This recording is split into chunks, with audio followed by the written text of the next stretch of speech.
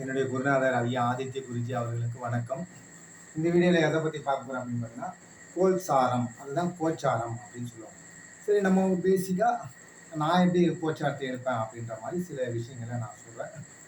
கோச்சாரம் அது எப்படி பார்க்கலாம் அப்படின்னு பார்த்தீங்கன்னா, கோல்சாரம் கோச்சாரத்துக்கு முக்கியம் ராசி தான். நம்ம ஜாதக பிரகாரம் லக்னம் தசா புத்தி அந்த பலன்லாம் எடுப்போம். இந்த கோச்சாரத்துக்கு முக்கியம் வந்து ராசி தான். இப்போ ராசி ஒரு உதாரணத்துக்கு இப்போ வந்து ஒரு உதாரணத்துக்கு இந்த ராசி வச்சுக்கோங்க, மேஷ ராசி அப்படின்னு வச்சுக்கோங்க. இந்த ராசியில நல்லா இருக்கா, ராசி நல்லா இருக்கான்னு எப்படி நம்ம தெரிஞ்சுப்போம்? குரு இங்கிருந்து இந்த ராசியை பார்க்குறாரு. இப்போ ராசியில இப்போ கோச்சாரத்துல இப்போ குரு அங்க, ஆனா இப்போ குரு வந்து அங்க இல்லை, ரிஷபத்துல தான் இருக்காரு. ஓகேங்களா? அதனால சரி வந்து ஒரு தனுசு ராசின்னு போடுவோம். இப்போ குரு பயிற்சி ஆனவனே குரு இங்க இருக்கிறான்னு வச்சுக்கோங்க. இப்போ ராசியில வந்து குரு வந்து இங்க பாக்குறாரு. அப்ப ராசி ஒழுத்தன்மையா ஆகுது. இந்த ஒரு வருஷத்துக்குள்ள குரு பாக்குற வரைக்கும் இந்த ராசி வலுவாதான் இருக்கு. கோச்சாரம் தனுசு ராசி வலுவாதான் இருக்கு. ஓகேங்களா? இதுதான் கோச்சாரம். சப்போஸ் குரு மட்டும் தான் ராசி நல்லா வலிமையப்படுத்துவாரா அப்படின்னு பார்த்தீங்கன்னா, சரி இப்போ இங்க குரு இல்லை, வேற எங்கேயோ இருக்கிற குரு. அப்போ கோச்சாரத்துல நம்ம ராசி எப்பெல்லாம் நல்லா வலிமையா இருக்கு அப்படின்னு பார்க்கும்போது, நல்ல வளர்பிறை சந்திரனா சந்திரன் வந்து சூரியன் இங்க இருக்கிறார்.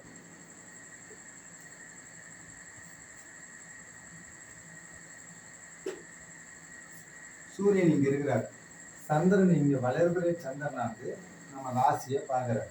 அப்ப ராசி சுபத்துவம் அடையுது. ஓகேங்களா? இந்த ராசியை வளர்பிறை சந்திரனா வந்து நம்ம ராசியை பார்த்தாலும் ராசிக்கு ஒளி கிடைக்கணும். அப்பெல்லாம் நம்ம கோச்சாரத்துல நம்ம ராசி வலுவா இருக்குது, நம்ம செய்யக்கூடிய செயல்கள், சிந்தனைகள், எண்ணங்கள் எல்லாமே வெற்றி கிடைக்கும். நம்ம தெளிவா இருப்போம், நம்ம டெசிஷன் எதுவும் தவறா எடுக்க மாட்டோம். ஓகேங்களா? இதுதான் விஷயம். இதே மாதிரி சுக்கிரன் இந்த ராசியில வந்து கடந்து போறது. இப்ப தனுசு ராசியில சுக்கிரன் வந்து இந்த தனுசு ராசியில கடந்து போறது.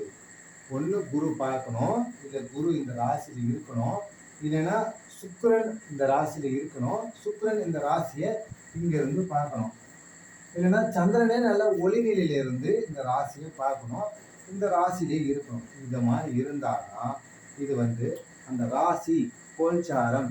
நம்ம ராசி நல்லா வலுவா இருக்குது, நம்ம ராசிக்கு ஒளி சுப கிரகத்துடைய ஒளிகள் விழுந்துட்டே இருக்குது. அப்ப நம்ம செய்யக்கூடிய செயல்கள் எல்லாம் வெற்றி கிடைக்கும். எல்லாத்தையும் நம்ம முயற்சி செய்து படிக்கிறதா இருக்கட்டும், வேலையா இருக்கட்டும், தொழிலா இருக்கட்டும், எல்லாம் புது முயற்சிகள்லாம் ஈடுபடலாம், நம்ம சக்சஸ் கொடுக்கும். அப்ப நம்ம ராசி வந்து சுபத்துவமா இருக்குதா அப்படின்றது நம்ம அந்த வேலையை செய்யறதுக்கு முன்னாடி பார்த்துக்கணும்.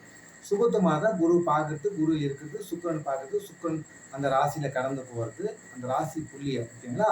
இப்போ தனுசு ராசினா சப்போஸ் இப்போ வந்து இப்போ ஒரு மூல நட்சத்திரம் வச்சிங்கன்னா ஒரு 4ஆம் பாதம் அப்படின்னா அந்த மூல நட்சத்திரம் 4ஆம் பாதத்தை கடந்து போற அந்த சுபகிரகம் கடந்து போகிறது இந்த ராசியில இருக்குது. அப்போ அந்த ராசி சுபத்துவமா இருக்குது.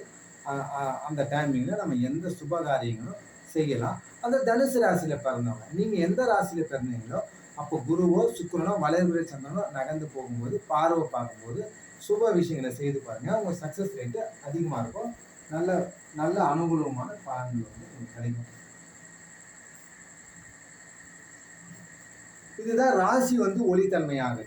சரி, ஓகேங்க, எனக்கு ஒரு தசை நடக்குது, அந்த தசையினுடைய பலன்கள் எப்படி வரும், அதை கோச்சாரத்தை வச்சு சொல்லுங்க அப்படின்னு பார்த்தீங்கன்னா, இப்போ உதாரணத்துக்கு ஒரு சந்திர தசை நடக்குது. ஆனால் சந்திரன் வந்து மாறிக்கிட்டே இருக்கும், அது சரி வேற ஒரு தசை போடுறேன். இப்போ சப்போஸ் வந்து ஒருத்தருக்கு புதன் தசை நடக்குது. இப்போ புதன் தசை நடக்கும்போது கோச்சாரத்துல அந்த புதன்ன்ற கிரகம் இப்படி வலிமையா இருக்குதா அப்படின்னு பார்க்கணும்.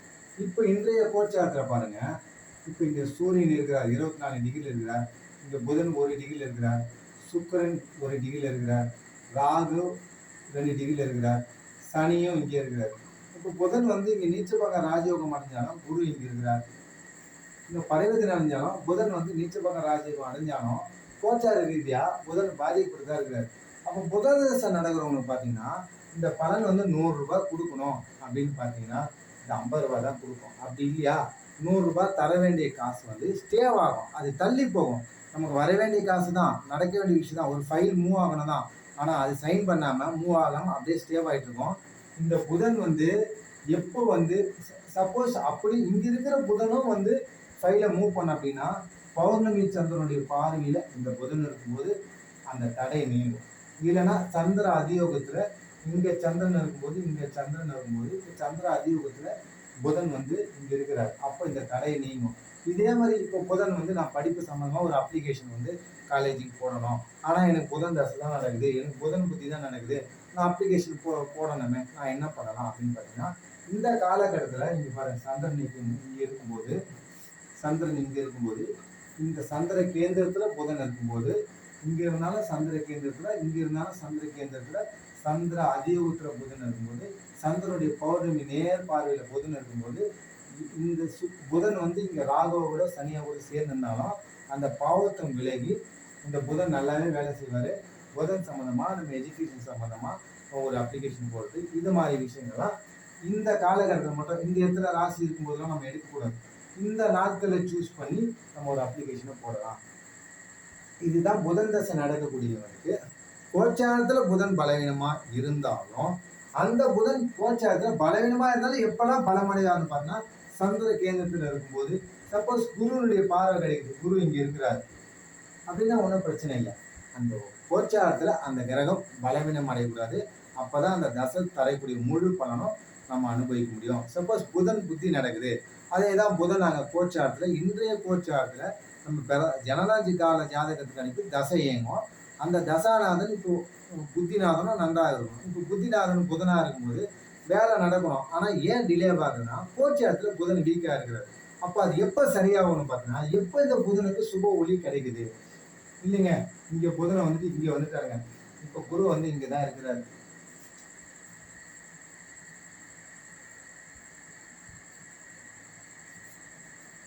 இன்னும் 2 மாசம் கழிச்சு புதன் வந்து இங்க வந்து சுக்கரனோட வீட்டுல நல்ல சுபரோட வீட்டுல நண்பரோட வீட்டுல வருவார். புதன் குருவோட இணைவார்.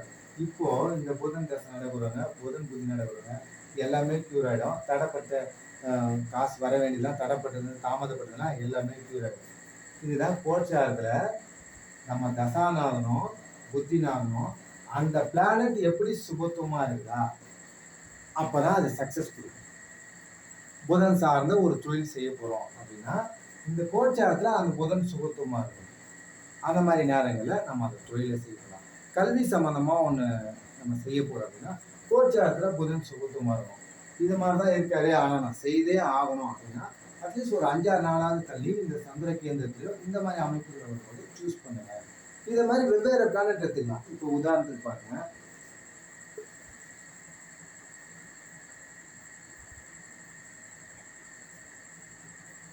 வேற இப்ப செவ்வாய் வந்து இப்போ வந்து இங்க நீச்சம் அடைஞ்சிட்டு இருக்காரு. ஓகேங்களா? இப்போ சரி, இப்போ ஒரு கடகலக்கண ஜாதகம் போட்டுங்க. இப்போ கடகலக்கணம் நம்ம பிறந்தது கடகலக்கணம் அப்படின்னு வச்சுக்கிறேன். இப்ப செவ்வாய் தசை அவங்களுக்கு நடக்குது அப்படின்னா செவ்வாய் வந்து இங்க வீக்கா இருக்கிறார். அப்போ செவ்வாயுடைய செயல்கள் சரியா நடக்காது. அப்போ அது எப்ப சரியாகும்? ஏன்னா கோச்சாரத்துல அவர் வீக்கா தான் இருக்காரு. எப்பதான் அவர் சரியாகும் அப்படின்னு பாத்தீங்கன்னா வளர்பிறை சந்திரனா இங்க சந்திரனோட சேரும்போது இந்த 2 நாளை சூஸ் பண்ணி அந்த வேலைகளை செய்யலாம். செவ்வாய் தசை நடக்கிறது இப்போ ஏன்னா இவர் வீக்கா தான் இருக்கிறாரு. செவ்வாய் தசை நடக்கும்போது செவ்வாய் தசை முழு பலன் நம்ம கிடைக்கும்னா இந்த செவ்வாய்க்கு பலன் கொடுக்கணும். இல்லைன்னா சந்திரன் இங்கிருந்து இந்த செவ்வாயை பார்க்கும்போது இது மாதிரி அமைப்புகள் இருக்கும்போது மட்டும்தான் ஓரளவுக்கு அதை நிவர்த்தி பண்ண முடியும். இல்லைன்னா சந்திர கேந்திரத்தில் செவ்வாய் இருக்கும்போது, இல்லைன்னா அந்த செவ்வாயை குரு பார்வையில் வரும்போது, இந்த செவ்வாய் சுக்கிரன் இங்க கடக்கும் போது இப்போ அந்த டைமை நம்ம செலக்ட் பண்ணிக்கலாம். செவ்வாய் வீக்கா தான் இருக்குது, அதுல எப்படின்னாக்கா இந்த சுக்கிரன் இதை பார்க்கும்போது சுக்கிரன் இப்படி அது கூட இணையும் போது மிருகமங்கல யோகம் செய்யும். அப்போ தசாநாதன் வீக்கா இருந்தாலும் செவ்வானுடைய பலன்கள் நம்ம நல்லா மாறி இருக்கோம்.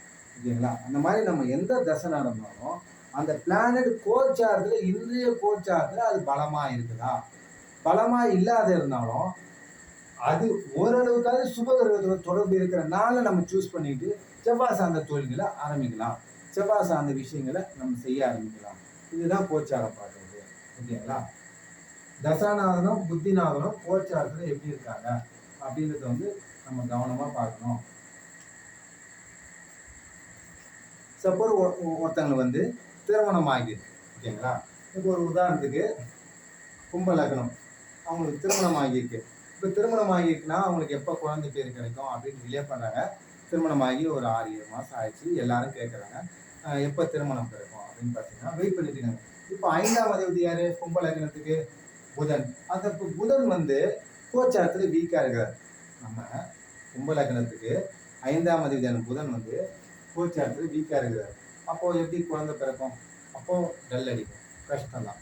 இப்போது இதே புதன் வந்து 1-2 மாதம் கழிச்சு நீங்கள் குரு இருக்கிறாரு, புதன் சேருவார்.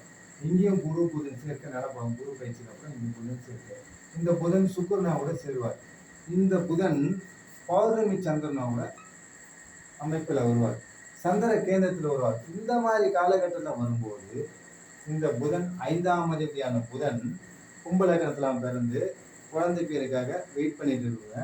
இந்த புதன் வலுவடைஞ்சிருக்கிறார் கோச்சாரத்தில். உங்களுக்கு கன்சீவ் ஆகிறதுக்கு ஒரு 100% சான்ஸ் உண்டு. நமக்கு குழந்தை கொடுக்கக்கூடிய 5ஆம் அதிபதி கிரகம் கோச்சாரத்தில் வலிமை அடையணும், அப்போதான் நம்ம கன்சீவ் ஆகும். ஓகேங்களா? இதை மாதிரி தான் எடுத்துக்கணும். இதே மாதிரி தொழிலுக்கு இப்போ நீங்கள் ஒரு தனுசு லக்னம், 10ஆம் அதிபதி புதன், புதன் வலுவாக இருக்கிற இந்த மாதிரி சுபத்துவமாக இருக்கக்கூடிய காலகட்டத்தில் கோச்சாரத்தில் இந்த மாதிரி இருக்கும்போது நீங்கள் தொழில்களை ஆரம்பிச்சிங்கன்னா உங்களுக்கு நல்ல அனுகூலமாக இருக்கும். இதுதான் கோச்சாரத்தில் பார்க்கணும். தனுசு லக்னமாக பிறந்தால் புதன் வலுவாக இருக்கிற நேரத்தில் கூட தான் தொழில் அமைப்புகள் செய்யணும். கன்சீவ் ஆகிறதுக்கு வெயிட் பண்ணாக்கா 5ஆம் அதிபதி எங்கள் பாருங்க தனுசு லக்னமாக பிறந்திருக்காரு. இவர் செவ்வாய் தான் 5ஆம் அதிபதி. செவ்வாய் இப்போ நீச்சமாக இருக்கிறாரு. கன்சீவ் ஆகிறதுக்கு டிலே ஆக தான் செய்யும். இப்போ இந்த சிம்மத்தில் செவ்வாய் அப்புறம் நகர்ந்துருவார். ஒரு கட்டத்தில் நகர்ந்து போய் தான் ஆகும். அது வரைக்கும் கன்சீவ் ஆகிறது டிலே ஆகும். அதுக்கப்புறம் இந்த இடத்துல இருக்கு நல்லா அமைப்புலாம். இப்போ இந்த இடத்துல இருக்கிற செவ்வாய் வளையதுறை சந்தனா கூட சேருவார், சுக்கிரனா கூட சேருவார். இந்த சுக்கிரனுடைய பாறையை வாங்குவார். இது மாதிரி அமைப்புகள் இருக்கும்போது அந்த மாதிரி காலகட்டத்தில் தான் தனுசு லக்னத்துக்கு 5ஆம் அதிபதியான செவ்வாய் வலிமையாக இருக்கும்போது, சுபத்துவமாக இருக்கும்போது தனுசு லக்னக்காரங்களுக்கு ஆணோ பெண்ணோ அவங்களுக்கு அப்பாவாகிறதுக்கு அம்மாவாகிறதுக்கு அவங்களுக்கு அந்த கன்சீவ் ஆகிற காலகட்டங்கள் அந்த காலகட்டமாக இருக்கும். நமக்கு எது கிடைக்கணுமோ அந்த பிளானட் வந்து கோச்சாரத்தில் வலிமையாக இருக்கணும். இதுதான் ரூல்.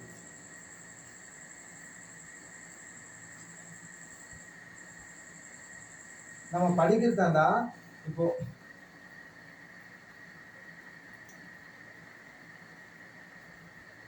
உதாரணத்துக்கு நாம வந்து ஒரு கன்னி இலக்கணம் நம்ம படிப்பு சூஸ் பண்ண போறோம் அப்படின்னு நம்ம படிக்கிறத பத்தி யோசிச்சுட்டு இருக்கோம் அப்படின்னு பாத்தீங்கன்னா, இப்போ கன்னி இலக்கணத்துக்கு 4ஆம் அதிபதி குரு.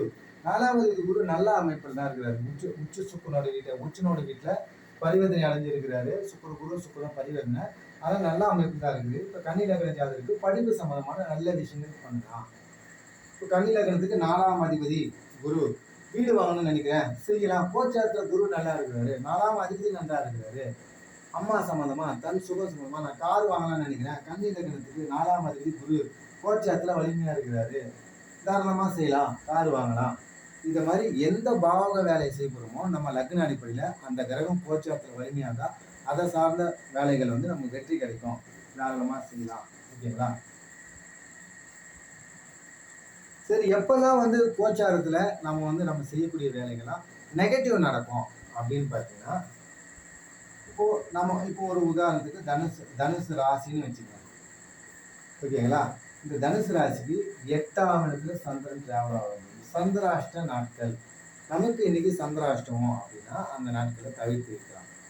ஏன் அப்படின்னா நம்ம கொஞ்சம் புரியுறு பேசியால கொஞ்சம் நம்ம கான்ஸ்டியூஷன் வந்து என்ன சிதறல்கள் ஏற்படலாம், மன குழப்பங்கள் ஏற்படலாம், நம்ம தவறான முடிவுகள் இருக்கலாம், கரெக்டான சாய்ஸ் எடுக்க முடியாமல் கொஞ்சம் டிலே பண்ணுற மாதிரி நம்ம கொஞ்சம் தயக்கங்கள் இருக்கலாம். அதனால தான் சந்திராஷ்டம நாட்களில் கொஞ்சம் தவிர்க்கிறது நல்லது. ஒரு திருமணம் வைக்கிறோம், மணமகனுக்கும் மணமகளுக்கும் 2 பேருக்கும் சந்திராஷ்டம நாளாக வராமல் நம்ம முகூர்த்தம் கணிச்ச பிறகு அன்றைக்கி எவ்வளோ ஜீவன் இருக்குது அதையும் பார்க்குறோம், எவ்வளோ நேத்திரன் இருக்குது, அன்றைக்கி விவாக சக்கரம்லாம் போடுறோம். எல்லாம் பார்த்ததுக்கப்புறமும் நம்ம வந்து சந்திராஷ்டம நாட்களையும் கணக்கு எடுத்துக்கணும். ஓகேங்களா? அன்றைக்கி சந்திராஷ்டம் அட்லீஸ்ட் ஒருத்தருக்காவது இல்லாமல் பார்த்துக்கணும். 2 பேருக்கு இருக்குன்னா அதுக்கு தவிர்க்கலாம். அந்த மாதிரி சந்திராஷ்டம நாட்கள் இல்லைங்க. வேற என்னென்னலாம் கவனமாக பார்க்கலாம் கோச்சாரத்தில் அப்படின்னு பார்த்தீங்கன்னா, இப்போ சிம்ம ராசி அஷ்டம சனி காலகட்டங்கள் நம்ம சுப விஷயங்களை தள்ளி போகிறது நல்லது. நம்ம செய்யறது தவறான சிந்தனை நோக்கி தவறான வழியை நோக்கி தான் போகும். இதுதான் அஷ்டம சனி. ஓகேங்களா? அதே மாதிரி ஜென்ம சனி. ஜென்ம சனியில ரொம்ப பெரிய லெவலில் சிக்கல் வராது. காசு சம்பந்தமான விஷயங்கள்ல சிக்கல் வரும். அதனால வேலையை விடக்கூடாது. எக்காரணத்து கூட கஷ்டமா தான் இருக்கும். 4 பேர் செய்யக்கூடிய வேலையை 2 பேர் தான் அந்த வேலையில செஞ்சுட்டு இருப்பாங்க. நம்ம ரூ. 100 வேலை செய்தால் ரூ. 50 தான் நமக்கு காசு கொடுப்பாங்க. நம்ம உழைப்புகள் சுரண்டப்படும், இல்லைன்னு சொல்லலை. ஆனால் ஜென்ம சனியில தாக்கு பிடிச்சி தான் ஆகணும். அந்த கஷ்டத்தை ஏற்றுட்டு தான் ஆகணும். அஷ்டம சனி ஃபுல்லாக ரிவர்ஸில் சுத்தமாக அவனை வந்து காலி பண்ணிட்டு அவனுக்கு அசிங்கம், அவமானம், கேவலம் ஏற்படுத்தணும் பண்ணிட்டு இருக்கோம். அதனால் அஷ்டம சனி அதை விட தாக்கங்கள் அதிகம். ஓகேங்களா? இது மாதிரி நம்ம ராசிக்கு அஷ்டம சனியும் ஜென்ம சனியும் 7 சனியும் சந்திராஷ்டமும் இருக்கும்போது நம்ம கவனமாக இருக்கலாம். நம்ம சுப விஷயங்களை இந்த இடத்துல செய்யும்போது கொஞ்சம் தவிர்த்து வைக்கணும், தள்ளி வைக்கலாம், இல்லைன்னா கவனமாக செய்யணும். இதுதான் கோச்சாரம். அதே மாதிரி நான் ஒன்று செய்கிறேன். இப்போ ஒரு உதாரணத்துக்கு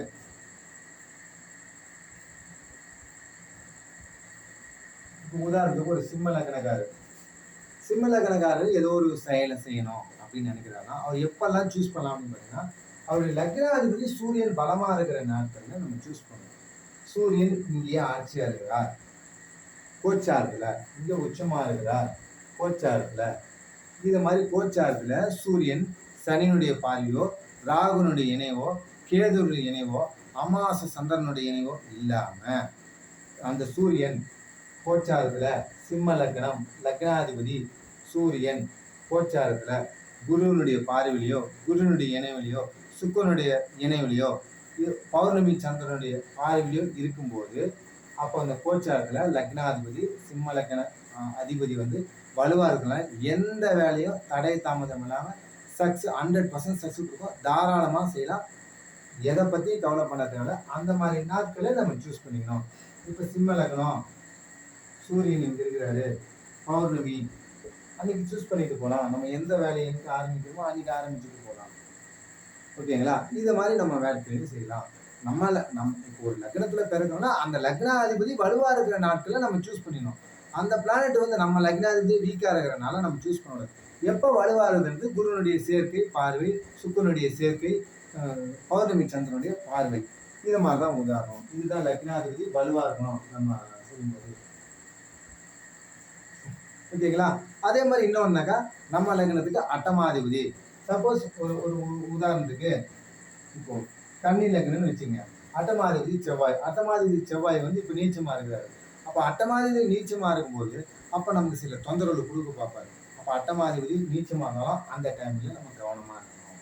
இதுதான் கோச்சாரத்தான். ஓகேங்களா? அப்போ நம்ம செய்யக்கூடிய ஒரு பைக்ல போனோம்னா ஒரு நிதானமா போறது. ஏன்னா நம்ம அட்டமாதிபதி நீச்சமா இருக்கிறாரு, நமக்கு ஏதாவது தொல்லைகள் கொடுப்பாரு அப்படின்ற மாதிரி கொஞ்சம் கவனமா இருக்கு. இதுதான் கோச்சார பலன். நம்ம லக்னத்துக்கு ஏற்ற மாதிரி எந்த லக்னமோ எந்த கிரகமோ அதுக்கேற்ற மாதிரி அந்த பிளானட் இந்திய நிலைமையில பாவத்துவம் இல்லாமல் சுபத்துவமாக இருக்குன்னா நம்ம தாராளமாக செய்யலாம். பாவத்துவமாக இருக்குன்னா கவனமாக செய்யலாம். இதுதான் கோச்சாரம். எனக்கு தெரிஞ்ச மாதிரி சில பாயிண்ட் சொன்னேன். ஏதாவது இதை பற்றி நான் டவுட் இருந்தால் கமெண்ட் பண்ணுங்கள், ஷேர் பண்ணுங்கள், சப்ஸ்கிரைப் பண்ணுங்கள், லைக் பண்ணுங்கள். நன்றி, வணக்கம்.